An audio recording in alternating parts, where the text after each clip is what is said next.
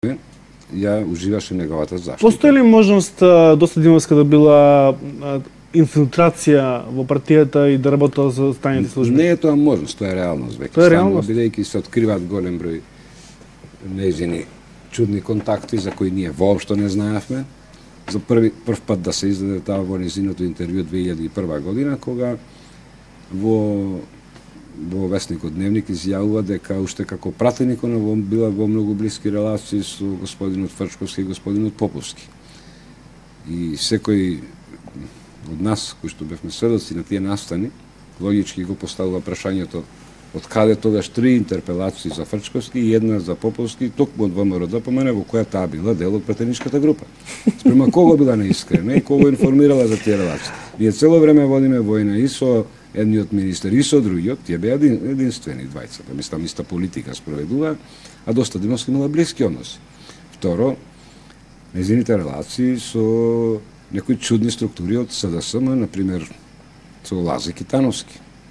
Идејата за пресметката во 1997 година, за тактиката како да ја примерат, е дадена на состанок меѓу Доста Димовска и Лазе Китановски, на состанок во Поштенско горе на Водно. Понатаму некои чудни релации со одредени структури уште од студентските денови, кои што веројатно продолжиле и подоцна. Така да, од денешен аспект веќе добиваме една друга слика за Доста Димовска, иако првичните наши обвинувања за неа беа заради наводната бугарштина. Причината тоа беше што голем дел од луѓето кои што сметаа дека се етнички бугари и така натаму, наоѓа одредена пропусница кај неа во партијата и единствено она соработуваше со они. Иначе, после изгледа тоа беше само една маска за некоја друга политика што подоцна го покажа. Во интервјуто во 2005 година на господинот Љупчо Георгиевски во Фокус многу јасно опиша на незината улога.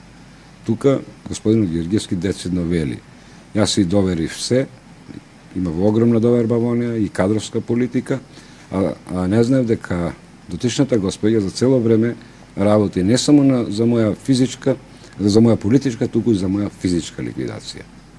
И тоа, за жал, прекасно таа осознание го доби. Иначе